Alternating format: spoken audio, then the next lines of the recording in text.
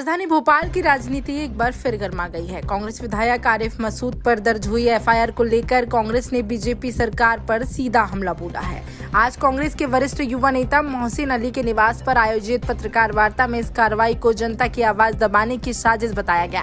मोहसिन अली ने कहा कि अदालत का कांग्रेस पूरा सम्मान करती है, लेकिन झूठे और मनगढ़ंत आधारों पर दर्ज एफआईआर ये साबित करती है कि बीजेपी सच बोलने वालों से घबराती है। उन्होंने आरोप लगाया है कि सत्ता में बैठे लोग जनता के मुद्दों से ध्यान भटकाने के लिए विपक्षी नेताओं पर बेवजह मुकदमे दर्ज कर रहे हैं। उन्होंने सवाल उठाया कि जब प्रदेश के मंत्री विजय शाह के विवादित बयान पर कोर्ट ने टिप्पणी की थी तो अब तक उन पर कार्रवाई क्यों नहीं हुई। कानून सबके लिए बराबर होना चाहिए, लेकिन बीजेपी सत्ता और दौलत के नशे में केवल विपक्ष के नेताओं को टारगेट कर रही है। गरीबों, दलितों और मजलूमों की आवाज उठाने वाले नेताओं पर ही शिकंजा कसा जा रहा है। मोहसिन अली ने ये कहा। कांग्रेस नेता ने आगे कहा कि आरिफ मसूद किसी से डरने वाले नहीं है।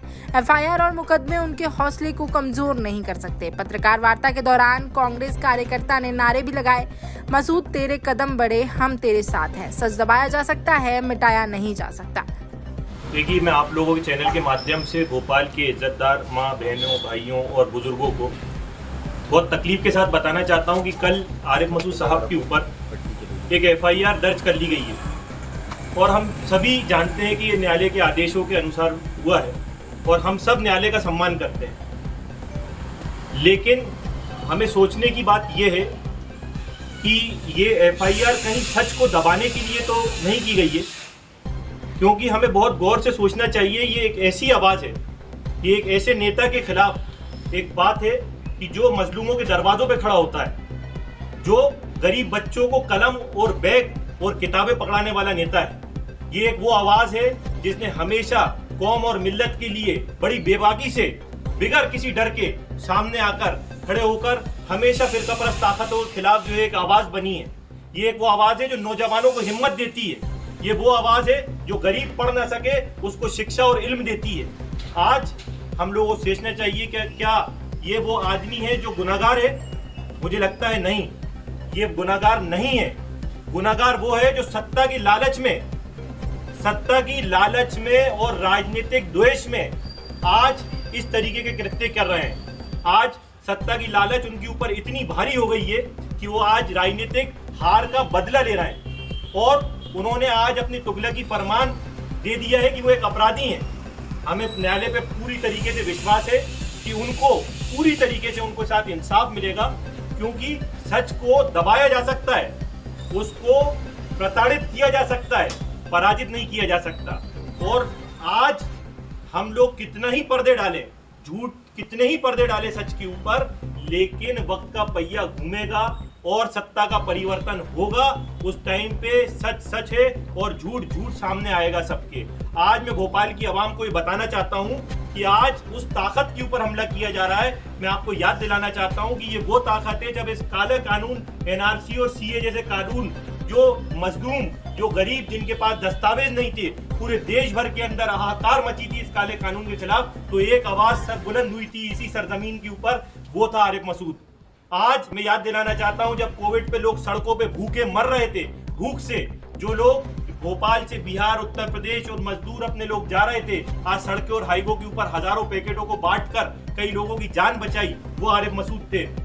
आज जो लोग परेशान थे, जिनको ऑक्सीजन सिलेंडर नहीं मिल रहा था, उस टाइम पे लोगों को स्वास्थ्य नहीं मिल रहा था, तो सड़कों के ऊपर जब ये डर था कि घर से पैर अगर बाहर निकलेगा तो कोरोना और घर के अंदर कोरोना, उस वक्त के ऊपर आरिफ मसूद सड़कों के ऊपर लगे रहे और लोगों का साथ दिया और हर 24 घंटे के अंदर जो कर सकते थे उन्होंने कोविड के अंदर भरपूर मेहनत करी और लोगों की जान बचाने के लिए पूरा प्रयास करते रहे। ये वो आरिफ मसूद है। मैं याद दिलाना चाहता हूं आपको, जब कौम और मिल्लत और अल्लाह के नबी के ऊपर बेहुरमती की गई, तब इसी भोपाल की सरजमीन के ऊपर एक ऐसी आवाज बुलंद हुई जिसका नाम आरिफ मसूद है, जिसने खुला धर्मनिरपेक्ष आवाजों के खिलाफ अपनी आवाज को बुलंद किया। मैं आपको याद दिलाना चाहता हूं कि आज हम देखते हैं कि हिंदुस्तान के अंदर एक ऐसा कानून जो काला कानून है, जो वक्फ संशोधन बिल लेके आए, जिसके अंदर आज कोई मुसलमान हिंदुस्तान के अंदर इस कानून से खुश नहीं है, कोई इस कानून से खुश नहीं है और वो कहते हैं कि ये मुसलमानों का हिमायती कानून है।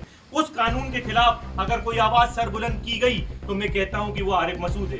आज भोपाल की आवाम, मध्य प्रदेश की आवाम और हिंदुस्तान की आवाम से मैं अपील करना चाहता हूं कि हम लोगों को सोचना चाहिए। ये आज सच और इंसाफ की आवाज को दबाने की कोशिश की जा रही है। हम लोगों को कंधे से कंधा मिलाकर इस आवाज को सरबुलंद करना है और अगर जरूरत पड़ेगी तो हम लोग सड़कों पर उतरेंगे।